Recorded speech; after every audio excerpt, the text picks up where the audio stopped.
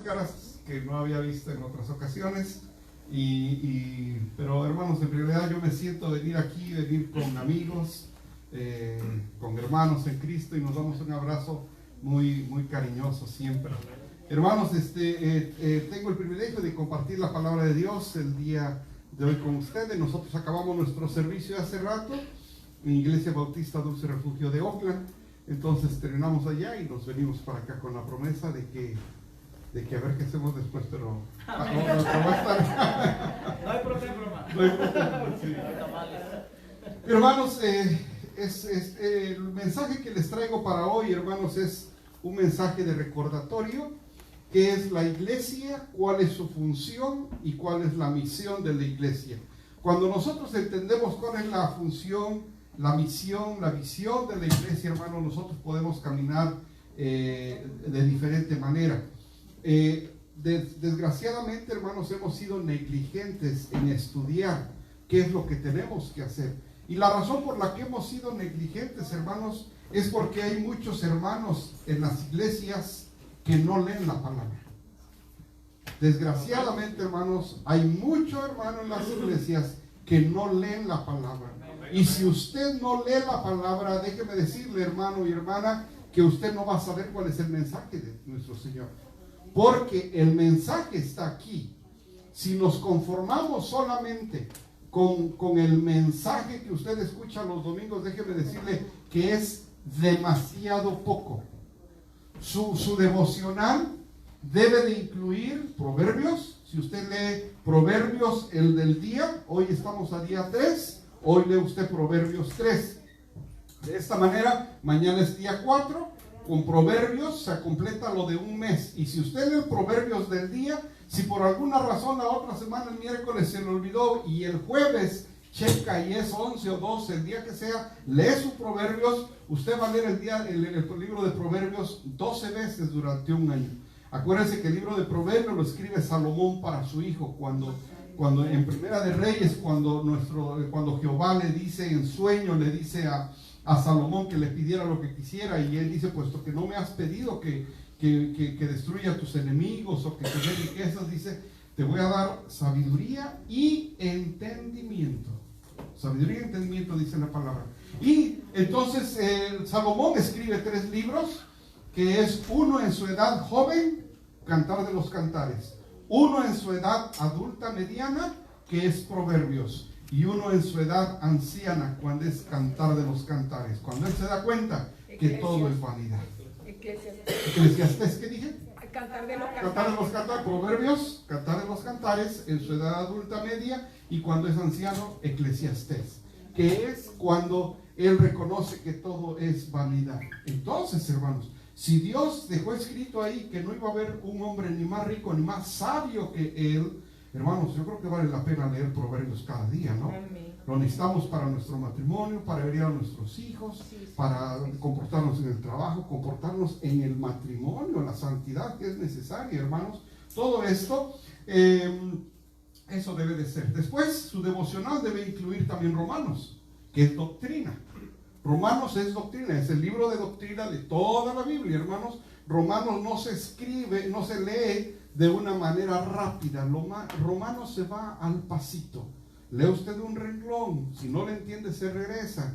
Lee usted 2 renglones, un versículo, 2 versículos. Entonces usted tiene sabiduría con Proverbios, tiene usted doctrina con Romanos, y después Juan. El Evangelio de Juan, el Evangelio de Mateo se escribe para el pueblo judío y presenta a Jesús como el Mesías. Marcos se escribe para el pueblo romano y presenta a Jesús como el siervo. Lucas se escribe a los griegos y presenta a Jesús como el hombre perfecto. Y Juan se escribe al nuevo creyente y presenta a Jesús como el Hijo de Dios. Entonces, hermanos, imagínense que en su devocional usted lee su Proverbio, un poquito de Romanos y un poquito del Evangelio de Juan. Hermano, usted va a tener una idea de lo que es la palabra de Dios. Pero si no lee, no ora, cuando es el servicio usted está distraído porque no pone atención, no toma notas, hermano, su crecimiento va a ser muy débil. Déjenme decirles que ustedes van a decir: híjole, ya no nos vino a regañarnos, no, hermano, los vino a exhortar. Es diferente. Exhortar es diferente a regañar. Exhortar es animarnos unos a los otros. Yo necesito que a mí me exhorten, hermanos. Todos necesitamos que nos exhortemos. Entonces, hermanos, esto salió solamente de entrada, no es el tema del mensaje, pero tiene que ver, hermanos, porque como iglesia, los jóvenes a esta edad temprana que tienen una mente tan abierta, despierta, lean, escuchen. Hay dos ejemplos de los hijos de un buen teenager y un mal teenager. Esto lo di en una conferencia para jóvenes. El hijo de Absalón, el hijo de David, un mal teenager. Empezó mal y después se arrepentía a su hijo, su papá, porque dice que nunca le llamó la atención. Por otro lado, Josías, un buen rey, dice que a edad temprana buscaba de Dios. Todos tenemos intereses fuera, que es que nos gustan las computadoras, el celular, la ropa, etc. Todo eso viene como consecuencia. Primero busquen a Dios. Busquen a Dios. Y Él se va a encargar de proveerles, no lo que quieran, lo que necesitan, que es lo más importante. Así que jóvenes, busquen del Señor. Si no me entendieron esto de Proverbios, Romanos y Juan, díganle a su papá que dónde empieza. Y un buen punto de referencia es que empiecen en Juan. Siempre se empieza en Juan. Siempre se empieza en Juan. Y empiecen a leerlo, ¿ok? Entonces, hermanos, yo les traigo este mensaje para el día de hoy. ¿Cuál es la función de la iglesia? Nuestro Señor Jesús vino a establecer las dos instituciones más importantes que existen sobre la faz de la tierra, que son la iglesia y la familia. Es lo que vino a establecer nuestro Señor Jesús, la iglesia y la familia. Desgraciadamente, la iglesia está quedando vacía y las familias se están desintegrando. Así que yo los animo a que pongamos nuestros ojos puestos, que pongamos nuestros ojos en la Escritura, porque es quien nos va a guiar. Yo necesito sabiduría para guiar a estas 3 hijas que el Señor me regaló. Y bueno, también mi esposa, pero miren las canas que puro necesito sabiduría para comportarme como hombre cuando nadie me ve, cuando la tentación y la carne me atacan. Yo necesito sabiduría, necesito integridad, necesito certeza de quién soy, hermanos. Esta semana, por parte de mi trabajo, yo tengo que salir mucho y estaba yo en San José y estaba visitando ahí un lugar de mi trabajo y llegó alguien, Pastor Pacheco, en San José. Al otro día estaba yo en San Rafael y llego ahí y me dice, Pastor Pacheco. Y hermanos, usted donde ande, cuando le digan hermano, usted debe ser una persona íntegra, que cuando usted dice que es hermano, hermana, usted está respondiendo a eso. Hay mucha gente que no sabe, que hay mucha gente que no dice en su trabajo que es cristiano, porque no puede sostener eso que es. Sí, o sea, nosotros, hermanos, cuando nosotros decimos, yo voy a una iglesia, yo soy un hermano, yo soy cristiano, usted va a defender eso. A partir de ese momento, los ojos van a estar puestos en usted. Van a ver cómo se comporta, qué es lo que dice, qué anda haciendo, todo, hermanos. Pero es una cosa preciosa tener esa seguridad de que nuestro Padre Celestial está con nosotros. No solamente aquí, sino que cuando Él nos llame a su presencia, vamos a ir en paz. Señor, solo recuerden que solamente queremos oír 3 palabras: buen y fiel siervo. Eso es todo. Su troca se va a quedar, su celular se va a quedar, la casa se va a quedar, todo se va a quedar. Acuérdense que lo único que nos llevamos es lo que damos. No se les olvide, lo único que nos llevamos es lo que damos. Así que, hermanos, hay tanta necesidad allá afuera como iglesia. ¿Qué es esto? El tema, hay tantas cosas que hacer, hermanos, que yo los animo a que pongamos nuestros ojos en la Escritura y ver qué es lo que tenemos que hacer. Nuestro Señor Jesús, ¿notaron algo? La gente notaba cuando decía, es que Él habla diferente. Y luego decían, es que Él habla como con autoridad. Así decían. Y es que Él era tan capaz que podía enseñar con una historia. Había 2 hijos. Y uno le pidió la herencia a su padre y se fue y se la malgastó. Y contaba la historia. Y luego decía, y cuando lo vio de lejos venir, él salió a recibirlo. Y había otro hijo que se quedó y se enojó. Y ahí hay tres mensajes. Bueno, no voy a hablar de la parábola del hijo pródigo, pero hay un mensaje del padre, hay un mensaje del hijo que se va y hay el mensaje del hijo que se queda. Y con una historia tan sencilla, nuestro Señor Jesús enseñaba verdades profundas, que es lo que significa una parábola. Una historia con una verdad bíblica profunda, una enseñanza. O les decía, ¿tú tienes ahí una moneda? Sí, aquí la tengo. Porque tenemos que dar nuestros impuestos al César. ¿Qué tienes en tu moneda? ¿Qué dice? ¿Quién está ahí? El César. Oh, pues dale al César lo que es del César. Nuestro Señor no quiere nuestro dinero, hermano. Él puede hacer lo que quiera sin nuestro dinero, ¿sí o no? Porque acuérdense que las ofrendas y los diezmos no tienen que ver con dinero, tienen que ver con el corazón. Eso no tiene que ver con dinero, hermanos. Eso tiene que ver con su corazón. Entonces enseñaba cosas profundas con cosas sencillas. Había un sembrador y tiraba, y una semilla cayó entre las piedras, otra semilla cayó en buena tierra. Era enseñanza que la gente le entendía, hermanos. Les explicaba y decía, había un sembrador y otras, las aves se las robaban y todos se quedaban maravillados. ¿Quién es este hombre que habla así?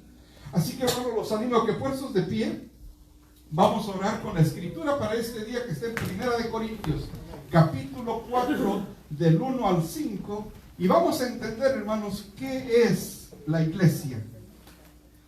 Juntos, si me acompañan, hermanos, está en 1 Corintios, capítulo 4, del 1 al 5, y si me acompañan juntos, dice, que todos nos consideren servidores de Cristo, encargados de administrar los misterios de Dios. Ahora bien, a los que reciben un encargo, se les exige que demuestren ser dignos de confianza.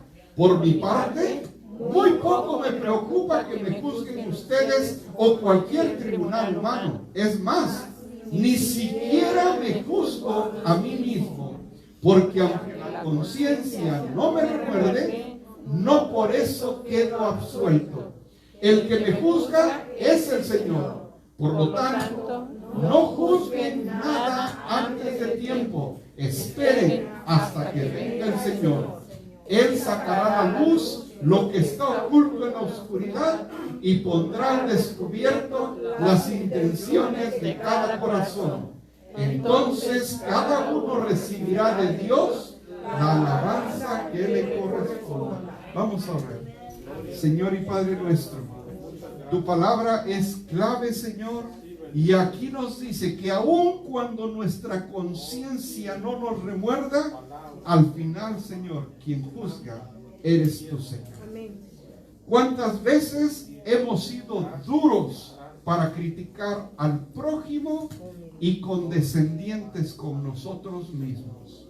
Hemos usado la cabeza para señalar al prójimo y el corazón para juzgarse a uno mismo. Padre, ahora con esta escritura entendemos que nosotros no somos para quien juzgarnos a nosotros mismos, sino existe un juez justo y eres tú, Señor. Y tú eres el que va a dar la alabanza al final de los tiempos, Señor. Permítenos que ahora como hijos tuyos podamos dar un buen testimonio de quiénes somos para recibir la alabanza, no solamente la alabanza, sino la corona que tienes prometida para todos aquellos que te sirven. Oramos, Señor, y te pido que seas tú quien hable por medio de tu palabra, Señor, y que no sea yo, que seas tú quien nos hable, que cuando salgamos por esas puertas, Padre, salgamos diferentes el día de hoy. Te lo pedimos en el nombre de Jesús. Y su iglesia dice amén. Pueden sentarse, hermanos. Aquí, hermanos, antes de pasar aquí, lo vamos a ver en el desarrollo del mensaje. Pero ¿cuántas veces, hermanos, no hemos dicho, bueno, yo estoy bien con el Señor, allá ustedes? ¿Cuántas veces no lo hemos dicho? Pero el apóstol Pablo, ¿y quién más que el apóstol Pablo? Dice, aunque la conciencia no me remuerda, no por eso quedo absuelto. ¿O sí? No, hermanos. ¿Cuántas veces hemos sido muy condescendientes con nosotros mismos? Uy, el hermano. No. Yo no sé cómo le va a ir. Pues Señor, tú conoces mi corazón, tú sabes.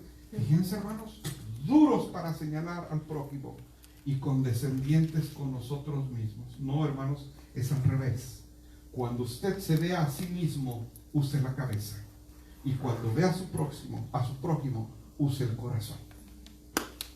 Pero hacemos exactamente lo contrario, hermanos. Entonces, ahora vamos a ver también en este versículo, en esta escritura, hermanos, dice que al servidor se le exige. Para alguien que quiera servirle al Señor, se le exige. Por eso es difícil servirle al Señor. Pero ¿saben qué, hermanos? Humanamente no es posible. Con su ayuda sí. Humanamente no. Porque somos presas de nuestros pensamientos, de nuestros deleites, de la carne, de los deseos de la carne, la vanagloria de los ojos. De todo eso somos, hermanos. Queremos el carro del hermano. Queremos tener la casa del vecino. Y deseamos, codiciamos, hermanos. ¿Y qué dice la Escritura? ¿De dónde sale todo eso? De aquí, hermanos. De aquí. ¿Qué no aquí están las luchas, hermanos? Deseamos lo que el otro tiene. Queremos lograr lo que el otro. Y luego nos quejamos. ¿Y por qué a mí no me das? Porque piden mal, dice Santiago. Piden, pero piden mal para satisfacer sus propios deseos. Dice en esta escritura, hermanos, acerca de los miembros. John Cullman en una ocasión estaba matando un pajarito y le atinó y lo mató, y al principio como que había logrado una gran hazaña, pero en ese momento se dio cuenta de lo que acababa de hacer. Yo no sé ustedes, hermanos, de dónde vengan, pero allá en el pueblo yo me acuerdo que así era. Andaban con su parche algunos, yo nunca lo hice porque nunca tuve buena puntería, pero yo veía que unos ¡paz! Y se alababa eso, se glorificaba. ¡Oh, mira qué bueno! Y ahí se quedaban los pajaritos, hermanos. No crecimos con la cultura de criar, de tratar bien a los animales. Pero, hermanos, cuando él pasó, John Cullman hizo esto, se dio cuenta de lo que había hecho. Y él se dio cuenta de quién era él. Y dice, yo no puedo ser así. Entonces él fundó una sociedad.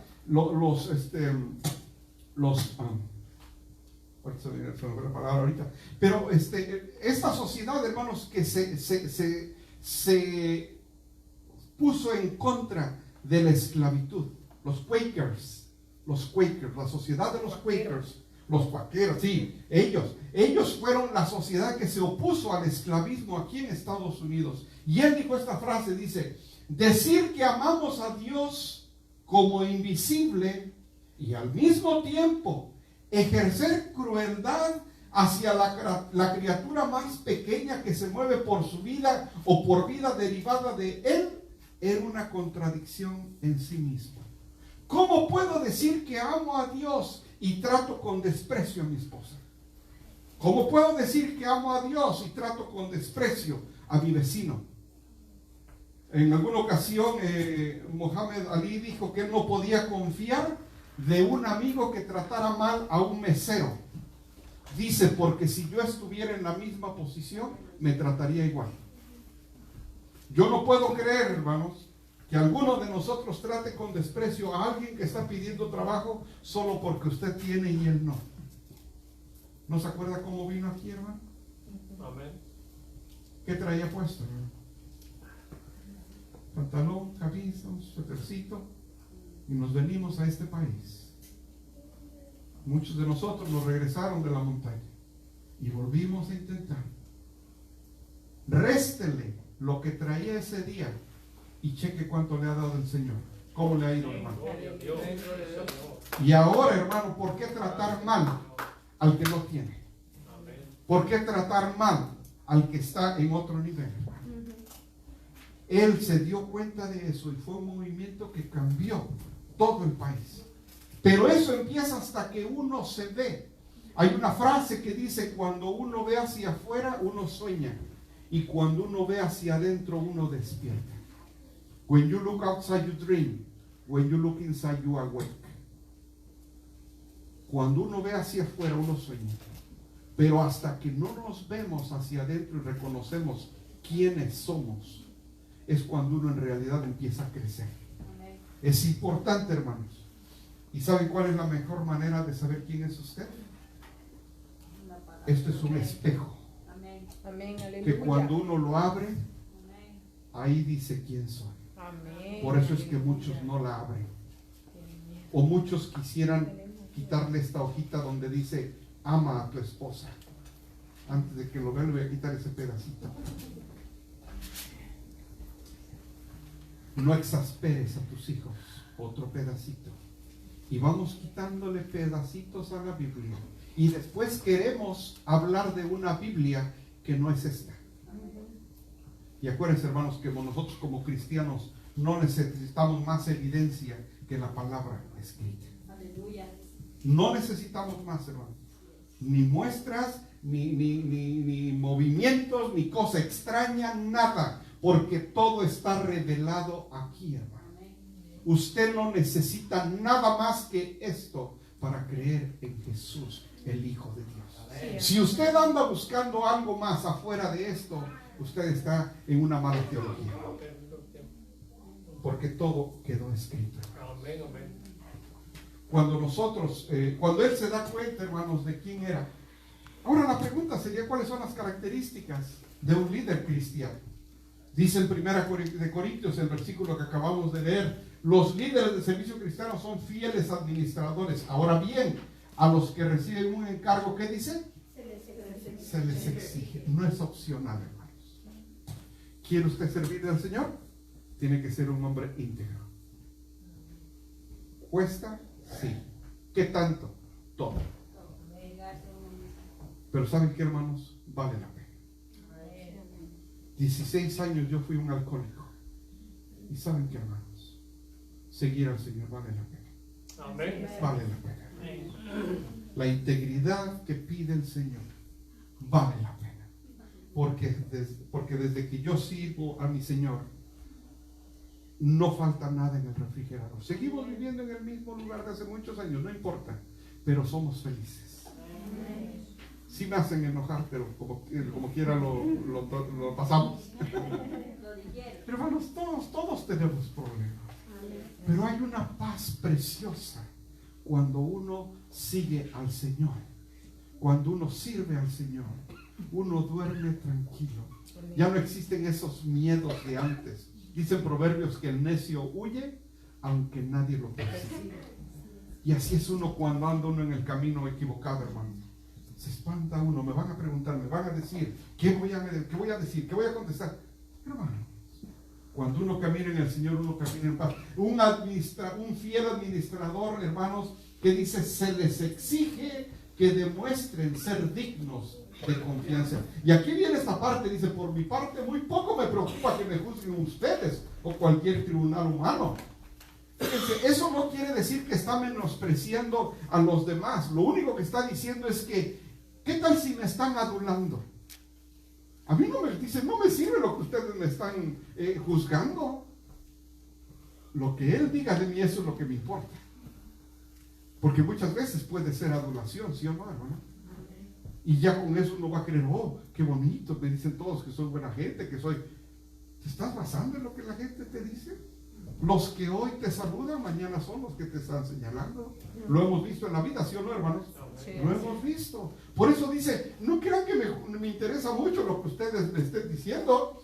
Por mi parte muy poco me preocupa que me juzguen ustedes o cualquier tribunal humano. Es más, dice, ni siquiera me juzgo a mí mismo, porque aunque la conciencia no me remuerde, no por eso quedo absuelto. El que me juzgue es el Señor. Amén. Ay, hermano, ¿quiere usted servirle al Señor? Anote qué versículo es. Ah, no lo ve, se lo digo. 1 Corintios 4, 1, 2. Si no, ahorita el hermano le va a dar un papelito. ¿Verdad, hermanos? Que cuando caemos en ese entendimiento del que nos juzga ese Señor, no tenemos escapatoria. Porque yo puedo quedar bien con ustedes y todo bonito, pero si el que me juzga es el Señor, ay, Diosito, cuando esté yo con Él, ahí voy a ver. Los líderes del servicio cristiano son humildes. El 2. Primero, acuérdense, son fieles administradores. 2, son humildes. ¿Quién te distingue de los demás? ¿Qué tienes que no hayas recibido y se lo recibiste? ¿Por qué presumes como si no te lo hubieran dado? Hermanos, ¿de qué presume usted? Hay una frase que dice, dime de qué presumes y te diré de qué padeces. ¿Saben qué, hermanos? Nosotros, todo lo que tenemos nos los ha dado el Señor, hermanos. Yo no sé usted, pero ¿de qué podemos presumir? Su carro lo debe, su casa también. Y si la tuviera comprada, es del Señor. Hermanos, todo lo que tenemos nos los ha dado el Señor, ¿sí o no? Voy a hacerles una pregunta, hermanos. ¿Ustedes creen que hay gente más capaz que ustedes, pero que tienen menos? Sí. ¿Cuánta gente en nuestro país se quedó? Yo, compañeros de la escuela, capaces, hermanos, no tuvieron la bendición de estar acá, y yo sé cómo están y digo, Señor, ¿por qué yo? Cuando tal vez pudo haber sido otro más capaz. Si lo tengo es porque tú me lo has dado. Y así, hermanos, desde lo que traemos puesto hasta el lugar donde vivimos, es recibido del Señor. Y si a eso le agregan el cuerpo, la salud, todo lo que tienen, hermanos, no me distraigan, por favor, hermanos, por favor, no me distraigan, porque como yo de aquí veo todo, y de pronto distrae también a los que están atrás de ustedes. Entonces, yo sí les voy a pedir, hermanos, que escuchen la palabra. Tal vez sea la única hora de toda la semana donde ustedes la van a escuchar. Sea respetuoso de este momento. Amén. Por favor, hermanos. Dice, con Cristo estoy juntamente crucificado y ya no vivo yo, mas vive Cristo en mí. Y lo que ahora vivo en la carne, lo vivo en la fe del Hijo de Dios, el cual me amó y se entregó a sí mismo por mí. La humildad demanda desprendimiento y sumisión. La humildad demanda desprendimiento y sumisión. Les voy a explicar algo que pasa con Abraham. Cuando Jehová llama a Abraham, le dice, ¿qué le dijo?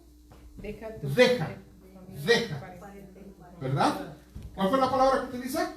Deja. Y luego hay palabras y luego que dice, y yo te daré, te mostraré. Deja. Y yo te daré. El desprendimiento, la separación trae revelación. Amén. Deja y yo te mostraré. Muchos venimos a la iglesia, pero no queremos dejar eso. Por eso es que no nos muestra esto. Si usted viene a la iglesia solamente para pasar el tiempo, déjeme decirle que nos vamos a ver en un año y usted va a estar exactamente en el mismo lugar de crecimiento. Pero cuando uno deja cosas que nos estorban, a mí me estorbaba el alcohol y muchas cosas que vienen con eso. Deja. Y fue duro. Hay cosas que no queremos dejar. Puede ser la lengua, puede ser los ojos, puede ser el oído, puede ser la mano. Yo no sé qué es lo que a usted le estorba. El Señor sí lo sabe. Yo no sé qué a usted le estorba para dejar esto. Pero déjeme decirle que mientras no exista esto, no va a existir esto. Y esto es precioso. No porque va a haber abundancia, pero ¿saben qué? Va a haber esperanza, paz, gozo, amor. Gozo, que es esa felicidad que traspasa el entendimiento.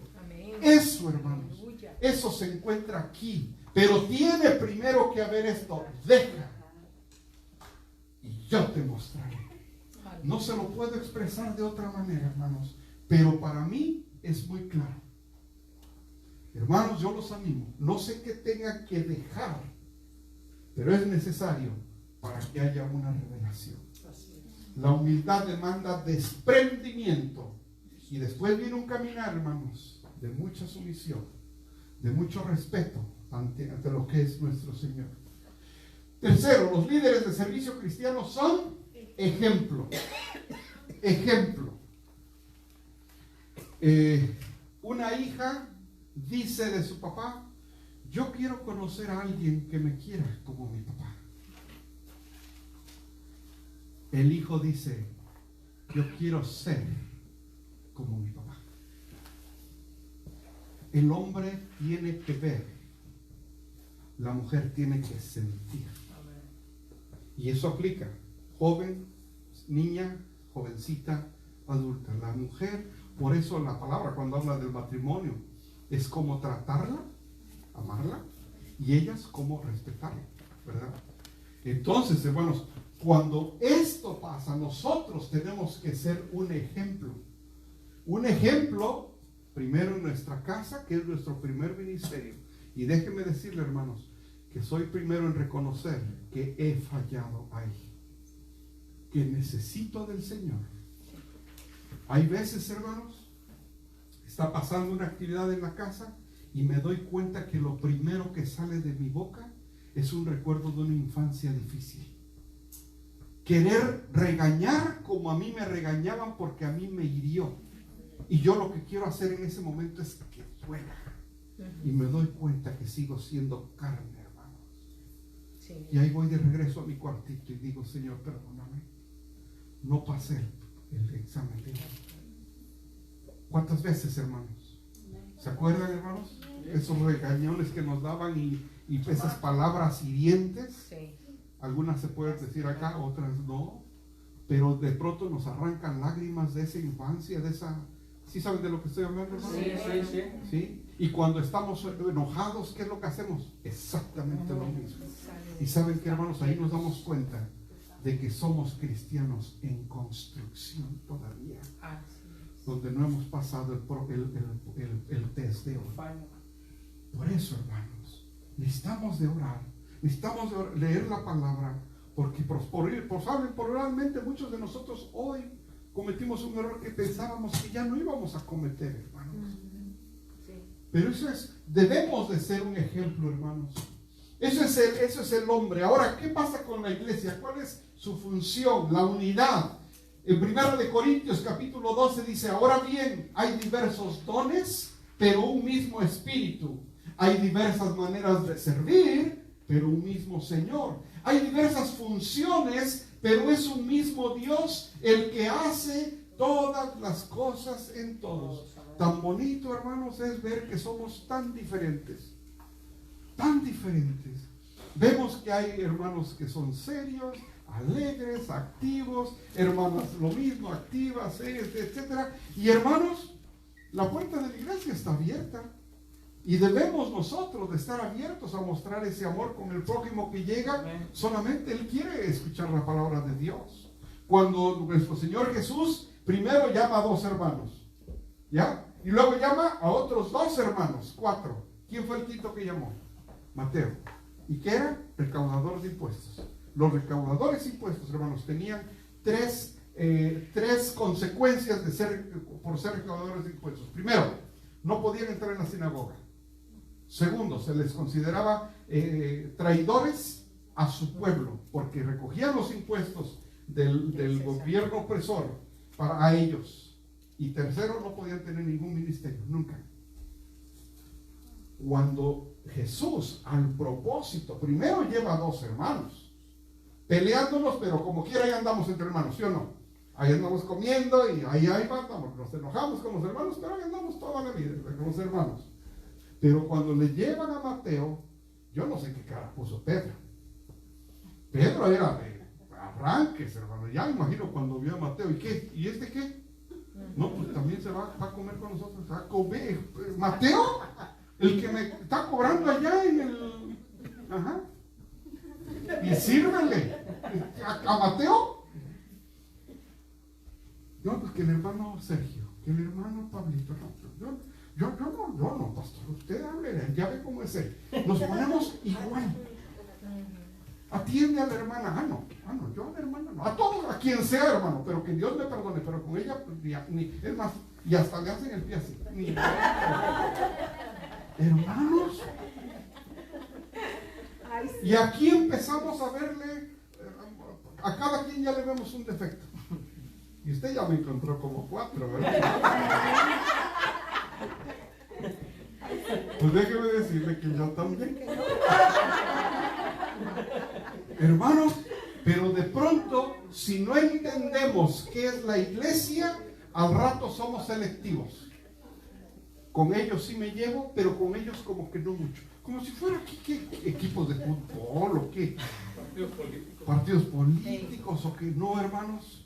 Ese es el cuerpo de Cristo, hermanos. Amén. Y así como los dos hermanos, Andrés, Juan, Santiago, Jacobo y Pedro, cuando ellos iban y de pronto les ponen ahí a Mateo, y ahora él también. ¿Y qué? ¿Va a ir con nosotros? Sí. Y va a comer con nosotros. Es más, sirven. No fue fácil, hermanos, y lo mismo nos pasa a nosotros. De pronto la iglesia ha perdido su función porque nos volvemos como que esta es mi iglesia y tienen que ser como yo quiero que sean y tienen que ser como yo creo que sean, y de pronto empiezo a dejar a un lado los que no son como yo pienso, no como dice la palabra, sino como yo pienso, y eso es un grave problema, hermanos. La unidad de la iglesia dice que hay diversos dones, pero un mismo Espíritu, un mismo Señor y un mismo Dios. Esta es la Trinidad, hermanos. Dios, el Padre, el Hijo y el Espíritu Santo. Dios es el Padre, Dios es el Espíritu Santo, Dios es el Hijo. Pero acuérdense, el Hijo no es el Padre, el Padre no es el Espíritu Santo, el Espíritu Santo no es el Hijo. Dios sí es todo. Amén. Así es como es. Si la unidad de Dios es inviolable, entonces también lo es la unidad de la iglesia. La iglesia, hermanos, no se puede dividir. La iglesia no se puede dividir como no es posible seccionar a la divinidad. Amén. Si en algún momento, hermano, se le cruza la idea de dividir la iglesia, ¿sabe qué, hermano? Es mejor que se vaya usted y no que divida la iglesia. Amén. Eso no se hace, hermanos. Tal vez no sea su iglesia, tal vez no sea donde usted va a crecer sanamente, pero no la divida, porque ya se mete en asuntos del Señor. Sí. Amén. Ya son asuntos del Señor. Y meterse con el Señor, yo se los puedo decir que no es nada agradable. 16 años en la miseria, hermanos. Y no creo que ustedes quieran andar ahí. Si usted por algún momento piensa que algo no le está, deje que el Señor hable con el pastor. Él es el que está a cargo de la iglesia. Y que Él lleve a sus ovejas. Pero usted no se mete en divisiones y cosas así, hermanos. Váyase en paz, pero no moleste la unidad de la iglesia. Aquí pasa algo muy importante con Efesios, hermanos. El apóstol Pablo escribe 4 cartas en la prisión. Y en la prisión, lo que él quiere hablar es que en la iglesia siempre haya unidad. En la iglesia de Éfeso, el apóstol Pablo primero, Aquila, fueron quienes fundaron la iglesia de Éfeso. Después, el apóstol Pablo fue 4 años. El apóstol Pablo fue 4 años pastor de la iglesia de Éfeso. Pongan atención a esto, hermanos, es bien interesante. Enseña mucho este 4 años el apóstol Pablo. Se va el apóstol Pablo y viene Timoteo. 3 años. ¿Quiénes fueron los pastores de la iglesia de Éfeso? Pablo, Timoteo. Había división en la iglesia. Pregunta: ¿la iglesia se restauró? ¿Dónde sabemos? Apocalipsis.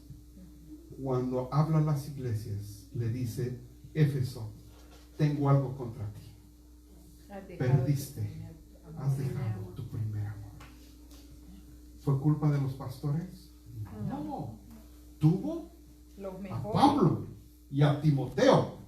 Y en Apocalipsis dice: tengo algo contra ti. Así que si en algún momento tiene esa tentación, lo que menos puede hacer es, lo peor que puede hacer es echar la culpa a los pastores. ¿Sabe dónde viene todo eso? De aquí, hermanos. De aquí viene. Les digo, a mí me invitan a predicar en muchas partes y en muchos estados, hermanos.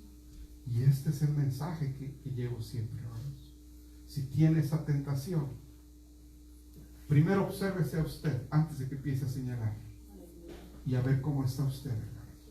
La iglesia de Éfeso, un claro ejemplo, los mejores pastores. Y en Apocalipsis vemos claramente que no entendió. Tengo algo contra ti. Pregunta, ¿quién de nosotros ha dejado su primer amor, hermano? ¿Se acuerdan cuando aceptó al Señor y que decíamos, vamos rápido, sí, pastor, vamos, sí, hay que hacer esto, sí, que hacer? Y de pronto pasó el tiempo y nos volvemos agrios, nos volvemos resentidos, flojos. La mies es mucha y los obreros flojos. Y empieza a pasar todo eso, hermanos. ¿No será que viniera nuestro Señor? ¿Será que a mí me pudiera decir, Nicolás, yo tengo algo contra ti? Has dejado tu primer amor. Eso me dolería mucho, hermano. Pero esa pregunta es para usted, hágasela a usted. Si el Señor hoy lo viera, ¿usted cree que le diría, hija, hijo, has dejado tu primer amor? Yo no sé cuál sea su respuesta, hermano, pero se la dejo para meditar. Siempre cuando habla de la unidad del cuerpo en Cristo, hermanos, nos dice esfuércense, porque mantener la unidad, hermanos, no es fácil. Josué, capítulo 1, cuando Jehová le dice, vas a ir a hacer esto, ¿y qué le dice? Esfuérzate. Y aquí mismo le dice, esfuércense por mantener la unidad del Espíritu mediante el vínculo de la paz. Esto es bien importante, hermanos, el 3. Efesios capítulo 4, versículo 3. Esfuércense por mantener la unidad del Espíritu mediante el vínculo de la paz. Algo que debemos buscar, no solamente en la iglesia, hermanos, sino en nuestra familia. Cuando usted sienta que el vínculo de la paz se está perdiendo, ¿sabe qué? Vamos a hacer un alto aquí. Porque si la paz no se mantiene, todo lo demás está de sobra. Lo primero que tenemos que mantener es la paz, la armonía entre padres y hijos, iglesia, entre hermanos, en el trabajo. ¿Cuántas veces, hermanos, en el trabajo todo va bonito hasta que se mete un espíritu de discordia, de envidia, de tanta cosa y dice uno, aquí no hay paz? Es que cuando hay paz, hermanos, todo fluye bien. Dice, esfuércense por mantener la unidad del Espíritu mediante el vínculo de la paz. Yo los animo, hermanos, a que siempre busquen la paz entre ustedes, hermanos. A mí me da gusto venir y cuando la paz se puede sentir, porque también hay lugares donde he ido, hermanos, donde se siente algo. Yo platico con el pastor y dice, ¿qué pasó, pastor? Oh, hermano, no sabe lo que está pasando aquí. Con cuánta tristeza nos los dicen, hermanos. Luchen por la paz, por su iglesia, hermanos. La diversidad. Dice, de hecho, aunque el cuerpo es uno, tiene muchos miembros y todos los miembros, no obstante ser muchos, forman un solo cuerpo. Ahora ya seamos judíos, gentiles, esclavos o libres. Hermanos, aquí habemos, hermanos, hay hermanos que tuvieron una infancia feliz, preciosa, gracias a Dios. Hay hermanos que sufrieron mucho en la infancia, hermanos. Hay mujeres que fueron abusadas físicamente, sexualmente, pero nadie lo sabe porque es algo tan vergonzoso que no se comenta. Pero mientras no se sana el corazón, estamos aquí sentados en una iglesia. Hermanos, nuestro trabajo es amarnos los unos a los otros, porque no hay manera de saber de dónde viene mi hermano o mi hermana. Los abortos, hermanos, esos no se dicen, no se platican, ni aún con otras hermanas se comentan. ¿Y cuánta mujer hay que sufrió abuso sexual en su infancia? Hay veces por los seres más queridos, hermanos. ¿Cómo cree que está esa alma? Está lastimada y mientras no se sane, hermanos, de pronto por eso contestamos feo, por eso hablamos mal, porque no hemos sanado, hermanos. Pero, hermanos, no es nuestro papel ser el doctor o psicólogo, ¿qué? Hermanos, hermano, hermana, yo te amo en Cristo y vamos a pedirle a Dios que te sane. Porque uno no puede hacer, aparte de eso, no puedo hacer gran cosa, hermanos. Hay veces ni con uno mismo, hermanos, cuanti más con nuestros prójimos. Pero somos diferentes, hermanos, y así es como la iglesia funciona. Somos diferentes. El hermano alegre, el hermano tímido, el hermano, todo eso, hermano. Los niños son diferentes, las señoritas, los jóvenes, Todos somos diferentes, hermanos. ¿Y cuál es nuestra misión? Está bien claro, hermanos, y les voy a hablar de esas dos cosas que nos pide la palabra. Dice, ustedes son la sal de la tierra. Y luego aquí dice, ustedes son la luz del mundo. Dos cosas, sal y luz. Eso es lo que somos nosotros, hermanos. Aquí va a haber una enseñanza, hermanos, que si ustedes la aprenden, vamos a poderla aplicar en muchos lugares. Dice, ustedes son la sal de la tierra, pero si la sal se vuelve insípida, ¿cómo recobrará su valor? Ya no sirve para nada, sino para que la gente la deseche y la pisotee. ¿No es así la sal, hermano? Ya pierde su sabor. ¿Para qué sirve? Pues para nada.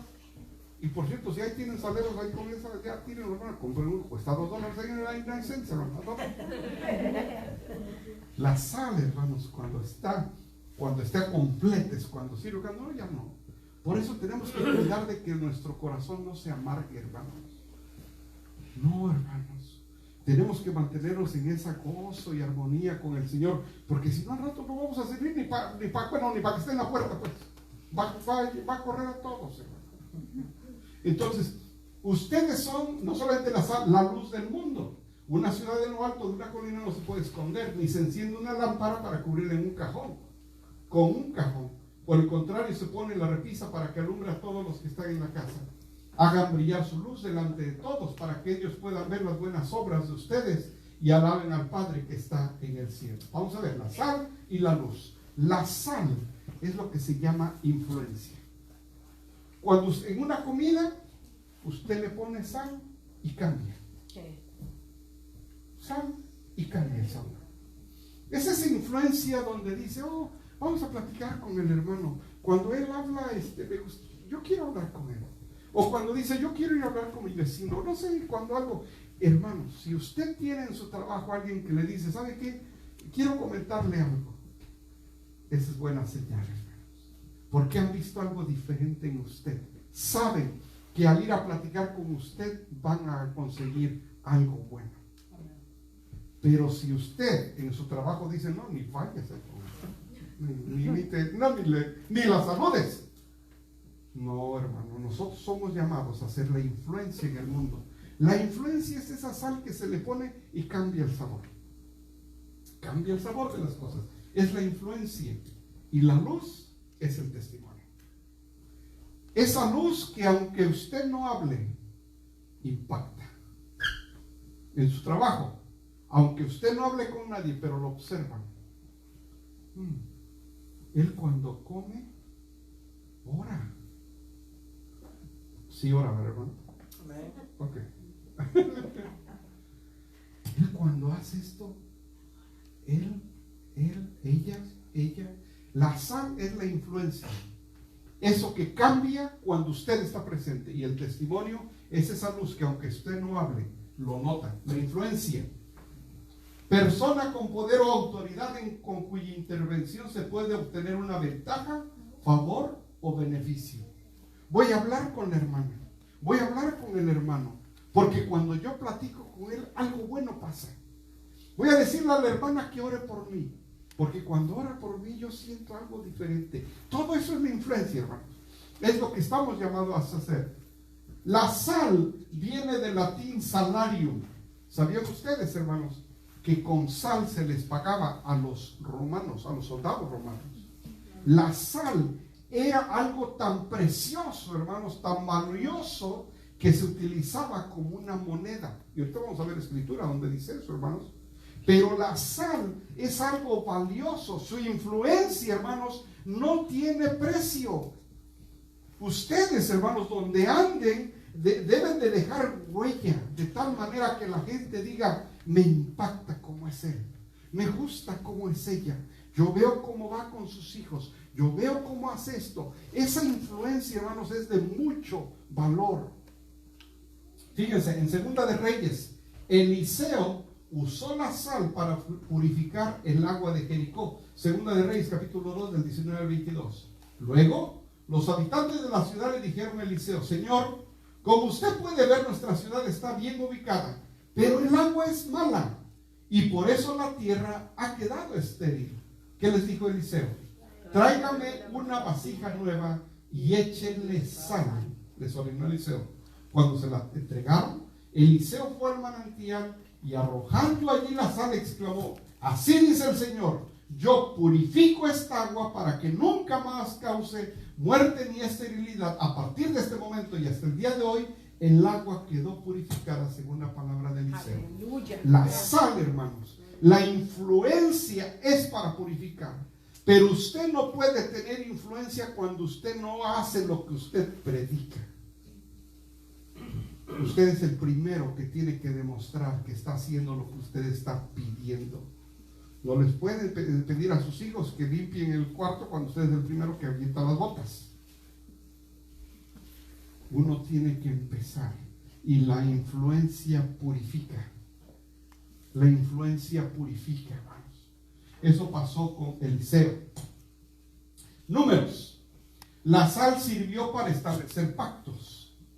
Yo, el Señor, te entrego todas las contribuciones sagradas que los israelitas me presentan. Son tuyas y de tus hijos y de tus hijas como estatuto perpetuo.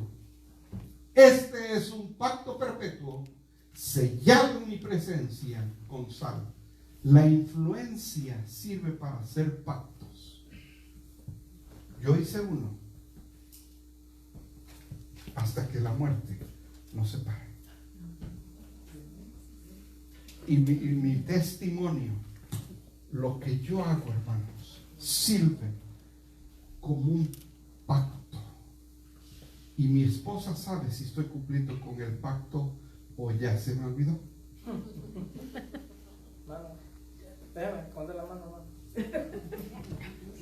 La influencia sirve para eso, hermanos. La influencia sirve para hacer pactos con los hijos. Mija, si no me ves haciendo eso, no lo hagas. La influencia sirve para hacer pactos. Segundo, testimonio. ¿Qué es el testimonio, hermanos? La luz definida como una forma de energía. Sí saben, hermanos, que la luz siempre está en movimiento, ¿verdad? ¿Sí? Lo mismo el testimonio. No podemos decir, hay pastores que hoy no di buen testimonio, pero mañana sí voy a dar buen testimonio. Hoy, disculpe, pero hoy no estoy dando buen testimonio, pero siempre doy buen testimonio, nada más que hoy no pude. ¿Así es el testimonio? No. Lo que usted hace refleja quién es. El testimonio está en constante movimiento, hermanos. Es la luz. La luz no es estática. La luz está en constante movimiento. Lo que usted haga hoy, mañana, pasado, todo es parte del testimonio. Son los ingredientes de un todo que se llama testimonio. Y la luz, hermanos, es definida como una forma de energía que siempre está en constante movimiento. ¿Quién es la verdadera fuente de luz, hermanos? Vino un hombre llamado Juan. Dios lo envió como testigo para dar testimonio de la luz, a fin de que por medio de él todos creyeran. Juan no era la luz, sino que vino para dar testimonio de la luz. Esa luz verdadera, la que alumbra a todo ser humano, venía a este mundo. ¿Quién es la luz, hermano? Jesús. Jesús es la luz. Nosotros somos los reflectores de su luz. Usted, hermano, es el reflejo de lo que Dios ha hecho en su vida.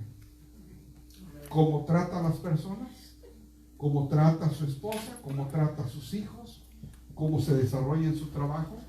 Lo que usted hace es el reflejo de lo que Dios ha hecho en su vida. ¿Sí o no, hermanos?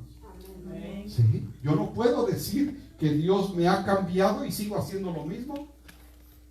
Yo no puedo decir que Dios ya me cambió cuando estoy haciendo exactamente lo mismo. Entonces, hermanos, nosotros somos el reflejo de esa luz que es Jesús. ¿Cuánto ha crecido usted espiritualmente? ¿Cuánto ha madurado espiritualmente? Es lo que usted es el día de hoy. Es lo que somos. Lo que somos hoy es el reflejo de lo que Dios ha hecho en nuestras vidas. Hermanos, ser servidor de Cristo, vemos que no es nada fácil. La función de la iglesia es delicada. No todos, hermanos, no todos los hombres se mencionan sus nombres en la Biblia. No todos. Ahorita vamos a ver cómo hay héroes anónimos. La Escritura habla de hombres que hicieron, pero no dicen sus nombres. No espere, hermano, que su nombre aparezca en letras grandes. Usted simplemente sirva al Señor. Amén. Los demás le corresponde a Él. Fíjense esa Escritura, dice, está en Hechos capítulo 11. Los que se habían dispersado a causa de la persecución que se desató por el caso de Esteban, llegaron hasta Fenicia, Chipre y Antioquía, sin anunciar a nadie el mensaje excepto a los judíos. Sin embargo, había entre ellos algunas personas de Chipre, de Cirene, que al llegar a Antioquía, aquí, comenzaron a hablarles también a los de habla griega, anunciándoles las buenas nuevas acerca del Señor Jesús. El poder del Señor estaba con ellos, y un gran número creyó y se convirtió al Señor. ¿Quiénes son ellos? ¿Cómo se llamaban? No hay nombres, pero el Señor estaba con ellos. Tal vez usted, hermano, su nombre no vaya a estar en una marquesina brillando, no. Tal vez usted no vaya a predicar un día. Tal vez usted, no sé, hermano, no sé. Pero eso no es lo importante. Lo importante es hacer lo que Dios me está llamando a hacer. Y si Dios le está pidiendo a hacer un ministerio que usted dice, pero esto es poco, no, hermanos, en los servicios del Señor no hay poco ni mucho, todos somos iguales. Hermano pastor, ¿Sí? para eso el ejemplo de Juan el Bautista, un hombre que estuvo siempre solo en el campo, vestido con pieles de cabras y de ovejas, que nunca más, cuando el Señor le dijo, hoy es tu hora, ve, fueron los, 3 años y medio que predicó, y ¡pum! Y dijo el Señor que no había hombre nacido de mujer más grande que él. Sí, esa es otra predicación preciosa, hablar de Juan el Bautista. Un gran hombre, dice, no habrá otro hombre como él. Y cuando dice que cuando lo va a bautizar, qué privilegio tan grande se le da a él, hermano. Pero 3 años y medio, y eso fue todo. Hace un tiempo, hermanos, cuando yo hablaba con una hermana del Salvador y me ofrecí a ayudar a su yerno que estaba allá, pastor también. Y hablando un día con él, le digo, fíjese que yo le platiqué eso, ¿no?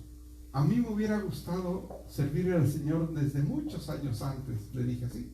Y me dice, hermano, y nunca se me olvida, dice, hermano, si el Señor te llama a servirle un día, fue un día. Si el Señor te manda, te llama a servirle un mes, gracias a Dios. Hermanos, yo no sé en qué momento de su vida esté usted, pero si el día de hoy el Señor le está hablando por medio de este mensaje y usted se levanta hoy y dice, yo quiero servir en la iglesia, hoy es el día. Acuérdense, hermanos, que nosotros no nos movemos en el tiempo. Hay cronos y kairos. Cronos es el tiempo de nosotros, el tiempo del calendario, el tiempo del reloj. Ese es el